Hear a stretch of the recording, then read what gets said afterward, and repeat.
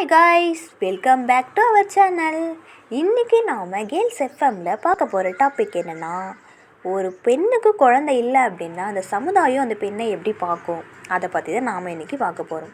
நம்ம நிறைய விஷயத்தில் நிறையவே முன்னேறி இருக்கோம், ஆனால் ஒரு சில விஷயத்தில் அப்படியே தான் இருக்கும். அதில் ஒன்று தாங்க பேபி இல்லாதவங்களை கஷ்டப்படுத்துறது. இந்த சமுதாயம் ஒரு பெண்ணை எப்படியெல்லாம் பேசணுமோ அப்படியெல்லாம் பேசுவாங்க. இந்த சமுதாயத்தை விடுங்க, அதுக்குள்ளே இருக்கிற நம்ம சொந்தக்காரங்க இருக்காங்களே, சொல்ல வார்த்தையே இல்லை. அவங்கனால தாங்க நம்ம டெய்லி அவமானப்படுவோம். வெளியில் போனால் ஊரில் இருக்கிறவங்களாம் இன்னும் ஒன்றும் இல்லாமல் தான் இருக்கியான்னு கேட்பாங்க. அப்படியே இல்லைன்னு சொன்னால் ஹாஸ்பிட்டலில் போய் பார்க்குறீங்களா இல்லையான்னு கேட்பாங்க. அவங்களுக்கு பதிலை சொல்லிவிட்டு அந்த இடத்த விட்டு கடந்து போகவே நம்ம ரொம்பவே கஷ்டப்படுவோம். அப்படியே போனாலும் நம்ம மைண்டு ஃபுல்லாக அதே தான் ஓடிட்டே இருக்கும். வெளியில் போகவே ரொம்பவே அசிங்கப்படுவோம். சரி, ஊரில் தான் அப்படின்னு பார்த்தா நம்ம ஒரு நல்ல விஷயத்துக்கு எங்கேயாச்சும் போகிறோம் அப்படின்னா அங்கேயும் நம்ம அப்படி தாங்க ஒதுக்கப்படுவாங்க. அவ்வளோ ஏங்க, நம்ம வீட்டில் ஒரு ஃபங்க்ஷன் அப்படின்னாவே நம்மளை தள்ளி தான் வைப்பாங்க.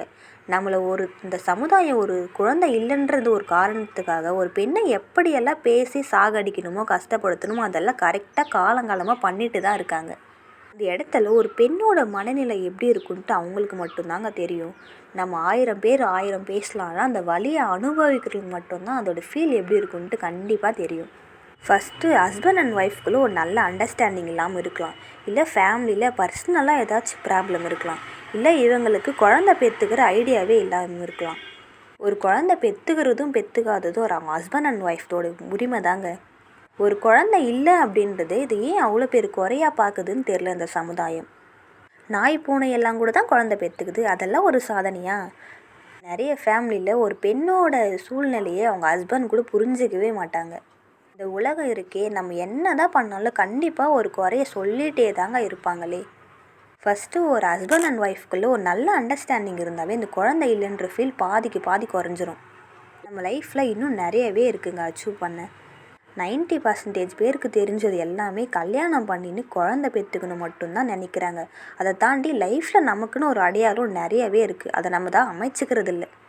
ஆனால் நீங்கள் கொடுக்குற அடையாளம் எல்லாமே குழந்தை இல்லாதவங்களுக்கு மலடின்னு பேர் வச்சு அடையாளத்தை கொடுக்குறீங்க. உண்மையே இதெல்லாம் நினைக்கும் போது ரொம்பவே கஷ்டமாக இருக்குங்க. குழந்தை பெற்றுக்கிட்டு நம்ம வீட்டில் இருக்கும்போது சும்மா தான் இருக்கியா, ஏன் வேலைக்கு எங்கேயும் போகிறது இல்லையான்னு கேட்குறது. பேசுகிற வாய்க்கு நம்ம ஃபஸ்ட்டு இடமே தரக்கூடாதுங்க. நம்ம லைஃப்பில் ஏதாவது அச்சீவ் பண்ணிவிட்டு அப்புறமா கல்யாணம் பண்ணிவிட்டு குழந்தை பெற்றுக்குவாங்க.